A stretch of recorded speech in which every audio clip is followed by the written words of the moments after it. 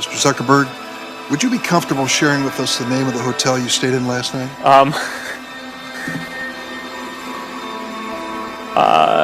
No. People who spend more time on Facebook suffer higher rates of depression than people who spend less time on Facebook. It'll destroy relationships, it'll cost time, and it'll cost money, and it'll make your life worse. We are all vulnerable to social approval.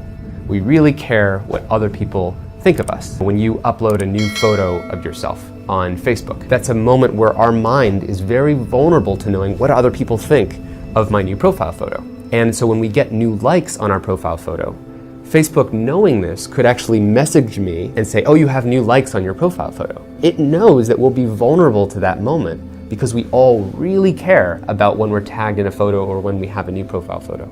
I mean, I think we can all feel it. And it's as if we've been infected. It's as if they've drilled a hole in the back of our head and now they've injected the virus and now we walk around searching for feedback using social media. We know that engagement with social media and our cell phones releases a chemical called dopamine.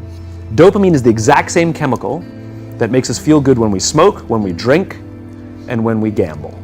In other words, it's highly, highly addictive. You have an entire generation that has access to an addictive, numbing chemical called dopamine through social media and cell phones as they're going through the high stress. They don't have the coping mechanisms to deal with stress. So when significant stress starts to show up in their lives, they're not turning to a person, they're turning to social media. They're turning to these things which offer temporary relief. We know, the science is clear, we know that people who spend more time on Facebook suffer higher rates of depression than people who spend less time on Facebook. That's a problem. That's an addiction. An addicted generation that doesn't have the skill set to ask for help. Combined with the fact that they're so good at Facebook and Instagram, they're good at putting filters on everything.